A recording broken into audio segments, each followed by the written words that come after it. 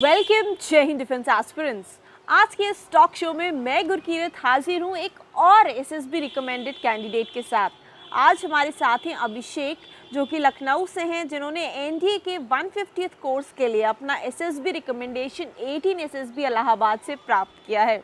आपको बताना चाहती हूँ कि अभिषेक अपनी फैमिली के फर्स्ट जनरेशन ऑफिसर भी होंगे और साथ ही साथ एक ऐसा बेटा जो आर्म्ड फोर्सेस को ज्वाइन करने जा रहा है। आइए आज बात करते हैं अभिषेक से, जानते हैं उनसे स्ट्रैटेजी और वो टिप्स जो आपको हेल्प करने वाली हैं आपके अपकमिंग एनडीए एग्जामिनेशन को क्वालिफाई करने में और साथ ही साथ एसएसबी को क्वालिफाई करने में। First of all Abhishek, a very warm welcome to this talk show.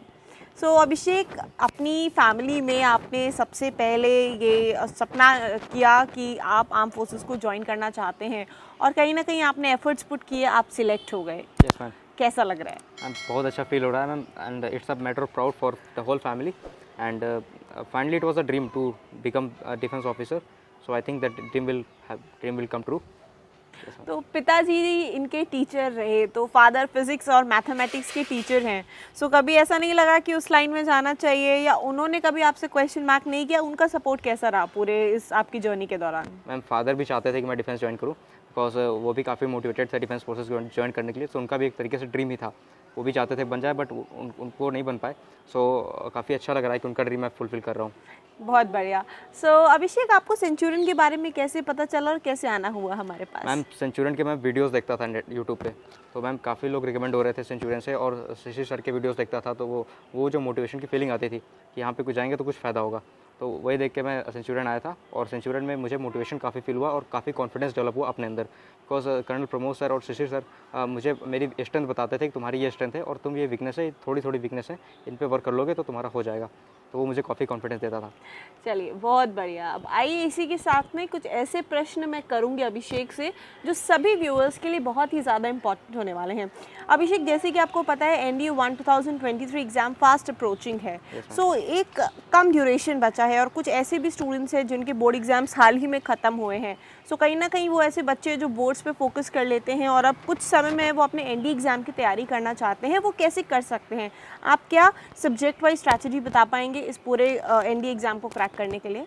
Ma'am, strategy इसके लिए यही रहेगी ma'am, first of all maths है जो कि हमारा 300 मार्क्स कवर करता है, और मैथ इंडिया की मैथ्स अच्छे लेवल की आती है, तो उसके लिए मैं ये बताना चाहूँगा कि जो भी 11th और 12th में जो भी पढ़ा है वो काफ़ी इंपॉर्टेंट है। NCERT class 11th and 12th की वो काफ़ी ज़्यादा इंपॉर्टेंट है, और प्रीवियस ईयर क्वेश्चन जितने भी आए हैं इंडिया में वो कभी कभी रिपीट्स भी होते हैं और उन्हीं से रिलेटेड क्वेश्चन ही आते हैं, तो उनको सॉल्व करना काफ़ी ज़रूरी है। और बाकी सेंचुरियन डिफेंस अकेडमी की क्लासेस हैं जो ऑनलाइन होती हैं, वो भी काफ़ी हेल्पफुल रहती हैं, बिकॉज वो डायरेक्टली लिंक्ड होती हैं, जो इंडिया की प्रिपरेशन से काफ़ी हद तक डायरेक्टली लिंक्ड होती है, तो मैथ्स के लिए यही बताऊँगा। उसके बाद इंग्लिश, जो कि अराउंड 50 क्वेश्चन होता है, 200 मार्क्स कवर करता है, वो भी काफ़ी इंपॉर्टेंट सब्जेक्ट है। सो उसके लिए अगर हम इंग्लिश मीडियम से क्लास 12 तक तो ज़्यादा प्रॉब्लम नहीं होती, बट अगर हिंदी मीडियम से, तो उसके लिए मैं ये बताना चाहूँगा कि कोई अगर बुक है इंग्लिश की, कोई अच्छी बुक है, उससे पढ़ सकते हैं, उससे वोकैब पढ़ सकते हैं एनडीए का। और एनडीए का वोकैब में ये कई बार देखा गया है कि जो पिछला वोकैब होता है वो रिपीट होता है, कई क्वेश्चन उसके रिपीट हो जाते हैं, जैसे 5 to 6 क्वेश्चन उसके इजीली रिपीट होते हैं हर साल। अगर उसके पिछले 10 ईयर्स के इंडिया के प्रीवियस ईयर क्वेश्चन पेपर्स को उठाया जाए, उससे क्वेश्चन इस बार भी आएंगे ऐसा एक्सपेक्टेड है, तो वो उससे काफ़ी हेल्प हो सकता है। उसके बाद इंग्लिश के जो बेसिक रूल्स होते हैं, ग्रामर रूल्स होते हैं, वो काफ़ी हेल्पफुल होते हैं। अब जैसे फिल इन द ब्लैंक्स आता है, प्रीपोजिशन आता है, उसमें इजीली सॉल्व कर सकते हैं उन क्वेश्चंस को। और उसके बाद जैसे अब बाकी डिपेंड करता है जनरल अवेयरनेस पे, वो डिपेंड करता है कि किसका क्या स्ट्रेंथ है। जैसे किसी का स्ट्रेंथ है साइंस है, तो साइंस में 50 क्वेश्चन आते हैं, तो अगर किसी का स्ट्रेंथ साइंस है तो वो इजीली अगर थोड़ी बहुत भी एफर्ट डाले उसमें, तो 50 में से 40+ क्वेश्चन इजीली अटेम्प्ट कर सकता है, बिकॉज उसकी साइंस का जो लेवल होता है वो कोई बहुत हाई लेवल नहीं होता। उसमें क्लास 9th 10th की साइंस आती है, उसमें भी जो क्वेश्चन होते हैं जनरल अवेयरनेस के लेवल पे होते हैं। तो अगर किसी ने पीसीएम नहीं लिया है 11th 12th में, तो उसके लिए इजी रहेगा इस तरीके से साइंस को पढ़ना? मैम, साइंस के लिए class 9th and class 10th ही पढ़ें, उसकी जो मैम एनसीईआरटी होती है उसे पढ़ें, और बाकी जो यूट्यूब पे सर के वीडियोस आते हैं उनको फॉलो करें, बस उससे साइंस के इजीली 30+ क्वेश्चन अटेम्प्ट किए जा सकते हैं। ऑलराइट, और ह्यूमैनिटीज़ की स्ट्रैटेजी बताइए। मैम, ह्यूमैनिटीज़ के लिए भी सेम, बिकॉज उसमें भी कोई क्वेश्चन का लेवल कोई बहुत हाई नहीं होता है, बस 11th 12th का अगर एनसीईआरटी उठा के एक बार देख ले और 9th 10th का देख लें, तो आई थिंक वो सफिशिएंट रहता है। और प्रीवियस ईयर क्वेश्चंस को उसको ज़रूर से ज़रूर सॉल्व करें। करंट अफेयर जो अभी रिसेंट के 3 to 4 मंथ्स के हुए हैं, उनको ध्यान में रख के मिलिट्री एक्सरसाइजेज जैसे 2-3 क्वेश्चन उस पर आ जाते हैं, तो उनको ध्यान में रखना चाहिए। और डिफेंस में क्या क्या हो रहा है वो ज़रूर देखना चाहिए, बिकॉज 2 क्वेश्चन उसके आते ही आते हैं। तो देखा एस्पिरेंट्स, कितना शॉर्ट में आपको अभिषेक ने एक ओवरव्यू दिया एनडीए एग्जामिनेशन का कि आपने 9, 10th, 11, 12 इन 4 क्लासेस की जो बुक्स हैं उन्होंने सब्जेक्ट वाइज बताया कहाँ 11, 12 फोकस करना है और कहाँ 9, 10th। अगर आप ये कर ले जाते हैं तो कहीं ना कहीं आपकी जो पूरी जर्नी है वो ईजी हो जाती है। सो अभिषेक, जब हम एनडीए की एग्ज़ाम की रिटन की तैयारी करते हैं, because NDA overall means written plus SSB interview, right, तभी आप उसको एक सिलेक्शन माने। तो यहाँ पर कुछ ऐसे एस्पिरेंट्स होते हैं जो वीकली मॉक टेस्ट देते हैं, जैसे सेंचुरी डिफेंस एकेडमी में भी हर सप्ताह हम टेस्ट लेते हैं। तो क्या आप जो टेस्ट देते थे उसमें आपको कैसे बेनिफिट रहा और किस प्रकार से आपका एक टेस्ट पैटर्न था, मुझे उसके बारे में बताइए। मैम वीकली मॉक टेस्ट हमें बिल्कुल रियल एग्जाम की फीलिंग देता है। उससे हमें पता चलता है हमारी वीकनेस क्या है, मतलब हमें और हमें हमारी स्पीड बढ़ाने में काफ़ी हेल्प करता है। बिकॉज होता क्या है कि हमें बस 2.5 आवर का टाइम मिलता है रिटन एग्जाम में मैथ्स के लिए। तो अगर हम वीकली मॉक टेस्ट सॉल्व कर रहे हैं तो अगर मान लीजिए पहली बार हमने 75 क्वेश्चन अटेम्प्ट किया, तो अगर उसको रेगुलर प्रैक्टिस करेंगे तो अगली बार 80+ क्वेश्चन होंगे, फिर ऐसे हमारी स्पीड बढ़ती है। तो उसमें काफ़ी हेल्प होती है और उससे ये भी मालूम रहता है कि किस टाइप के क्वेश्चन आ सकते हैं। इससे काफ़ी हेल्प हो जाता है बिकॉज हम मॉक टेस्ट कई बार सॉल्व करते हैं और ऐसा एग्जाम में होता है कि जो मॉक टेस्ट में हमसे पूछा गया सेम वही क्वेश्चन एग्जाम में आ जाता है, तो उससे काफ़ी हेल्प होता है। अच्छा, और क्योंकि आप एक रिकमेंडेड कैंडिडेट हैं तो बच्चे अक्सर क्या करते हैं ना, जिन्होंने अचीवमेंट पा लिया है, तो वो जानना चाहते हैं कि क्या शेड्यूल रहता था, कितने घंटे आप पढ़ाई करते थे और आप कैसे स्टूडेंट रहे हैं 10th और 12th क्लास में। आप मुझे थोड़ा इसके बारे में बताएं ताकि स्टूडेंट्स को एक आइडिया मिल सके और वो एक लेवल ऑफ एक कंपैरिजन होता है, या अपने आप को अगर वहाँ पे रख के देखना चाहें तो कैसे तैयारी कर सकते हैं। आपके 10th और 12th में कैसे स्टूडेंट थे आप, क्या मार्क्स आए आपके, और एनडीए एग्जामिनेशन को क्रैक करने के लिए आपका कुछ शेड्यूल होता होगा, राइट? वो आप क्या था, वो एक बार हमारे एस्पिरेंट्स को बता दीजिए। Ma'am class 10th and class 12th दोनों टाइम में एवरेज स्टूडेंट था। मैं अबो एवरेज आपने को कहूँगा बिकॉज हमेशा ही अपने सब्जेक्ट्स को ध्यान से पढ़ता था। जितने भी क्वेश्चन मुझे और मेरे टीचर्स जो भी मुझे बताते थे उनकी बातें ध्यान से सुनता था और उनकी टिप्स को हमेशा फॉलो करता था। तो अब सारे सब्जेक्ट्स पे फोकस करता था, ये मेरा स्टार्टिंग से ही प्लान था और सब में अच्छा स्कोर करता था। उसके बाद अब मेरा डेली रूटीन की बात की जाए तो उसमें मैं अपनी स्ट्रेंथ देखता था, मेरी स्ट्रेंथ क्या है। जैसे मेरी स्ट्रेंथ मैथ्स एंड साइंस और इंग्लिश थी तो उन पर मैं ज़्यादा फोकस करता था बिकॉज मैं समझता था कि अगर इनको अच्छे से मैं कर लूँगा तो मेरा रिटन एग्जाम इजीली क्लियर हो जाएगा। तो उसके लिए मैं इन पर ज़्यादा फोकस करता, अपनी वीकनेस पे भी काम करता था। बट वीकनेस पे काम, जैसे मेरे पास कम टाइम था रिटन एग्जाम क्लियर करने के लिए, 2 मंथ्स ही थे, तो जिसके लिए मैंने सोचा अगर वीकनेस पे मैं ज़्यादा फोकस करूँगा तो वो स्ट्रेंथ मेरी बन नहीं सकती और उससे मुझे ज़्यादा फायदा नहीं होगा स्ट्रेंथ पे। इसलिए मैंने अपनी स्ट्रेंथ पे ही काम किया, उससे काफ़ी बेनिफिट हुआ। अपना रूटीन की बात करें तो मैं every day around 3 to 4 hours मैं मैथ्स को देता था, जिससे मेरे मैथ्स के कॉन्सेप्ट्स को और क्लियर करता था। जैसे कि एनडीए में थोड़ा क्लास 12 से लेवल हाई होता है, तो उसके लिए मैं सेंचुरियन डिफेंस एकेडमी के वीडियो देखता था और उसके लिए डिफरेंट पीडीएफ्स भी अवेलेबल हैं इंटरनेट पे और बुक्स भी हैं, तो उनसे भी क्वेश्चन सॉल्व करता था, जिससे मेरी अच्छी प्रैक्टिस होती थी मैथ्स की। उसके बाद बात करें इंग्लिश के लिए मैंने बुक्स खरीदी थी और जो काफ़ी बेनिफिशियल थी बिकॉज उनसे भी 2-3 क्वेश्चन आए थे इंडिया में और प्रीवियस ईयर क्वेश्चंस तो काफ़ी बेनिफिशियल है, वही रिपीट हो जाते हैं इंग्लिश में, उससे रिलेटेड क्वेश्चन बन जाते हैं, तो वो काफ़ी हेल्प किया इंग्लिश में। सिमिलरली साइंस के लिए मैं every day I used to give around 4 to 5 hours for science because science में 3 सब्जेक्ट होते हैं, physics and chemistry and bio. And bio में ज़्यादा टफ बायो नहीं आती, वो जनरल लेवल की बायो आती है, जनरल अवेयरनेस की बायो, तो काफ़ी ईजी होता है उसको पढ़ना। और इसी तरीके से करंट अफेयर्स के लिए भी 1 आवर देता था मैं एवरी डे। अच्छा, यस मैम। तो करंट अफेयर्स का क्या सोर्स रहता था, न्यूज़पेपर कि आप यूट्यूब पे लाइव क्लासेस लेते थे? मैम यूट्यूब पे लाइव क्लासेस ज़्यादा बेनिफिशियल थी बिकॉज वो इजीली अंडरस्टैंड। न्यूज़पेपर हम स्टार्ट करते पढ़ना, 1-2 दिन पढ़ते, फिर उसके बाद हमारा कंसंट्रेशन डाउन हो जाता है, तो यूट्यूब देखता था मैं। ओके, सो एसएसबी इंटरव्यू में जो कम्युनिकेशन स्किल्स हैं एक इम्पॉर्टेंट और मेजर रोल प्ले करते हैं, सो उसको इम्प्रूव करने के लिए आपने कैसे अपने आप को मोल्ड किया और साथ ही साथ में क्या प्रैक्टिस रहती थी इसके लिए? Yes ma'am, so communication skills ma'am जैसा कि very much important for SSB. उसके लिए मैं क्या करता था कि मिरर के सामने खुद प्रैक्टिस करता था और मोबाइल में भी अपने वीडियोस को रिकॉर्ड करता था।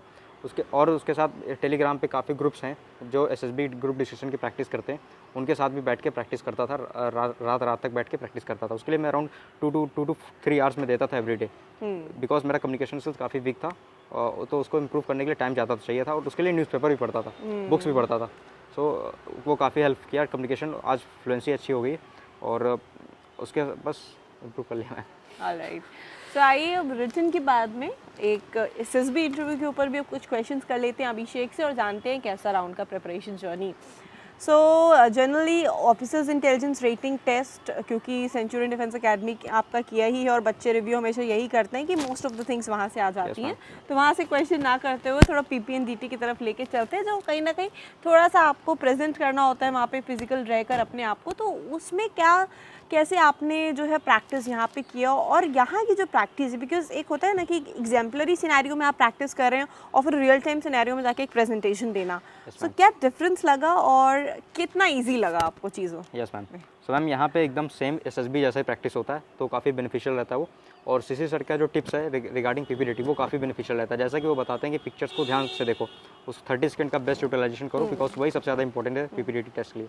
उन 30 सेकंड्स में पिक्चर की हर एक डिटेल को डीप से डीप देखना है और अपनी पर्सनालिटी से रिलेटेड ही स्टोरी बनानी है, यानी कि कोई प्री कंसीप्ड आइडिया उस पर लिख दिया, अपने से रिलेटेड जैसा तुम्हारा एक्सपीरियंस है लाइफ का उसके हिसाब से स्टोरी लिखो। तो वो मैंने यहाँ पे किया था, और यहाँ पे अराउंड 5 to 6 PPDT प्रैक्टिसेस हुई थी, जिसका कारण स्पीड लिखने की राइटिंग स्पीड जो स्टोरी की थी वो काफ़ी इंप्रूव हो गई थी।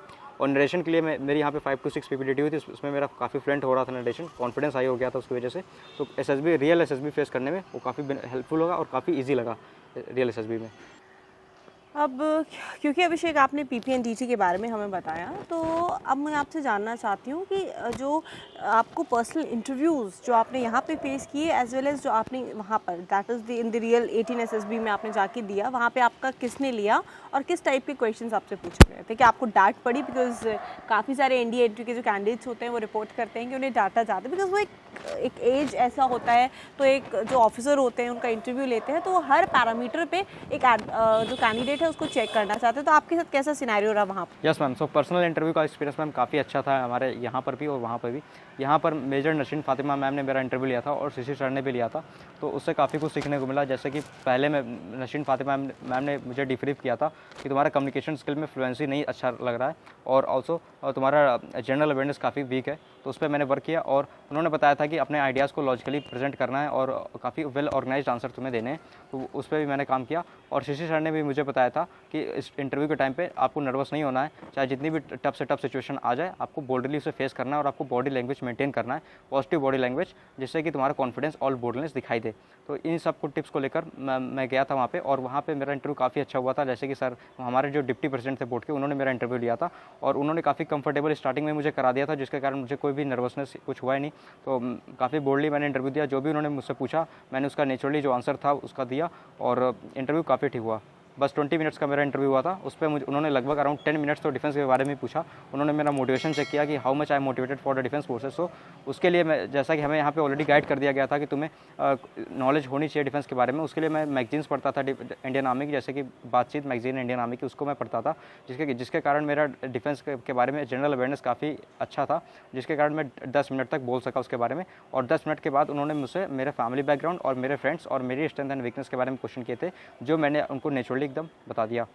Now coming to the GTO part, you know GTOs जो जब GTO के दिन होते हैं तो कैंडिडेट्स के लिए अक्सर वो टफेस्ट डेज होते हैं, बिकॉज आपको ग्राउंड पे परफॉर्म करना होता है एंड एक टीम के अंदर परफॉर्म करना होता है, बिकॉज इंडिविजुअल लेवल पे परफॉर्मेंस देना is comparatively very easy when it comes to the group as well, right? So जब ग्रुप में आपको परफॉर्म करना था और आपका ग्रुप डिवाइड किया गया, तो वहाँ आपकी बॉन्डिंग कैसी थी ग्रुप मेंबर्स के साथ? कैसे आपने वहाँ बॉन्डिंग क्रिएट किया एंड जो भी आपने टास्क किए वो आपके कैसे गए? क्या आपको ग्रुप प्लानिंग एक्सरसाइज में कॉमन जो एक सोल्यूशन है उसको ब्रीफ करने का मौका मिला, और आपका इंडिविजुअल जो ऑब्स्टेकल्स हैं आपने कितने अटेम्प्ट किए? इवन आपका जो कमांड टास्क है आप उसके बारे में बताएं, कैसे आपको कमांड टास्क दिया गया था and how many people called you for their command task as a subordinator और एज अ हेल्पर? तो how was that whole scenario? मैं जानना चाहती हूँ। लेक्चरेट के टॉपिक्स एंड GD के टॉपिक्स भी बता दीजिएगा, आपके पास कौन सा थे? जी।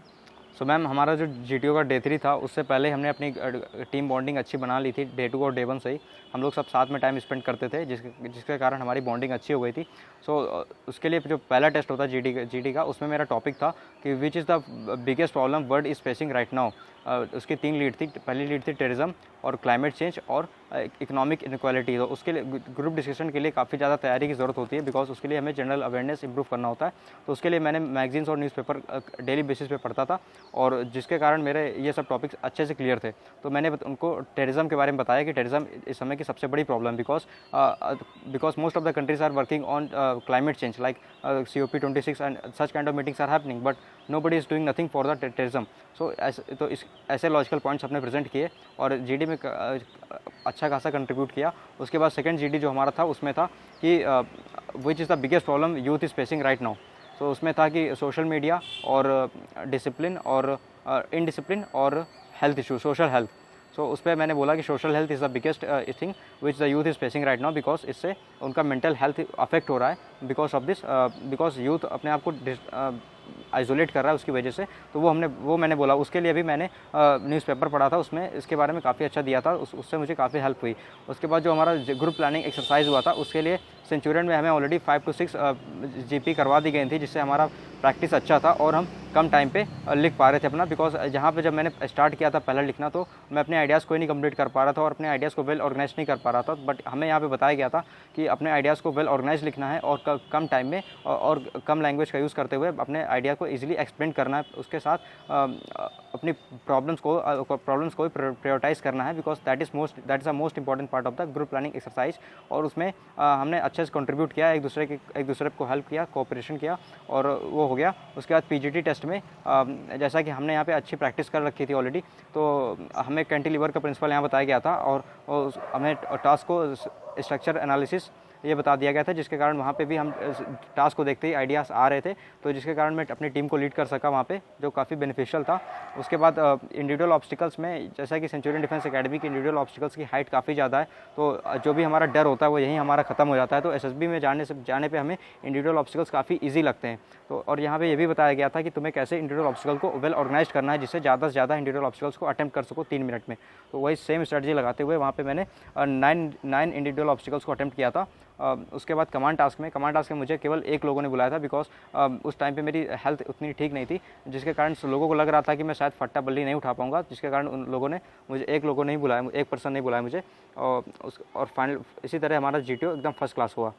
ऑलराइट अभिषेक, तो यहाँ से एक पॉइंट मुझे मिला कि वो बहुत मिथ्स होते हैं कैंडिडेट्स के कि अगर आपको बहुत ज़्यादा लोग एज ए सबॉर्डिनेट बुला रहे हैं तो आपके चांसेस ज़्यादा अच्छे होते हैं। तो आप देख सकते हैं ना कि एक कैंडिडेट के बुलाने पर भी अभिषेक ने रिकमेंडेशन प्राप्त किया। तो बहुत सारे जो आज की डेट में एसएसबी को लेके मिथ्स हैं कि आप सोल्यूशन दे पा रहे हैं, आपने एक बार इंडिविजुअल ऑब्स्टेकल्स का राउंड कंप्लीट करके दोबारा फिर उसको शुरू कर दिया है, आपने लीड किया है। तो ये सारी जो मिथ्स है, कहीं ना कहीं अगर पर्सनालिटी ट्रेट्स की हम बात करते हैं, जब हम मनसा वाचा कर्मणा की बात करते हैं, तो वो बात उसके ऊपर रह जाती है और साथ ही साथ में ये जो मिथ्स होते हैं then they don't prove practically true. So aspirants, अगर आप भी इन्हीं मिथ्स के चक्कर में अपने एसएसबी की जो प्रिपरेशन है उसको डाइवर्ट कर रहे हैं या कहीं ना कहीं उसको अफेक्ट कर रहे हैं, so please stop doing that. Apart from that आप वर्क कर सकते हैं अपनी इंडिविजुअल पर्सनालिटी को रिपेयर करने पर। अब आइए अब जानते हैं साइकोलॉजी में अभिषेक का परफॉर्मेंस कैसा रहा और कैसा रहा था उनका guidance at Centurion Defence Academy. So ma'am, psychology की टेस्ट का एक्सपीरियंस काफ़ी अच्छा था, बिकॉज उसके लिए हमने यहाँ पे ऑलरेडी 3 साइक टेस्ट के फुल डोजियर टेस्ट का हमने प्रैक्टिस कर लिया था सेंचुरियन डिफेंस एकेडमी में। उसका हमें डिब्रीफ भी मिल गया था और हमें अपनी शॉर्ट कमिंग्स और अपनी स्ट्रेंथ का पता चल गया था, जो कि काफ़ी बेनिफिशियल था वहाँ पे अटेम्प्ट करने के लिए। बिकॉज यहाँ पे हमें स्टोरी राइटिंग बताया गया था, कैसे आपको स्टोरी अच्छे से प्रेजेंट करना है, वेल ऑर्गेनाइज स्टोरी लिखनी है और उसमें कौन से आइडियाज़ हैं जो आपको लिखने ही लिखने। जैसे कि हमें स्टोरी जो होती है, जैसे what led to the situation, what is happening the story and what is going to be the outcome. So कितनी लाइन्स किसके लिए डिस्ट्रीब्यूट करना है और कितना आइडिया किसके लिए लिखना है, तो ये भी हमें एकदम अच्छे से एक्सप्लेन किया था, जिसके कारण 3 एसएसबी साइक की डोजियर की प्रैक्टिस के बाद काफ़ी इंप्रूवमेंट हुआ था उसमें और वो एसएसबी में हेल्पफुल हुआ, जिसके कारण मैं अपनी 12 स्टोरीज अच्छे से लिख पाया।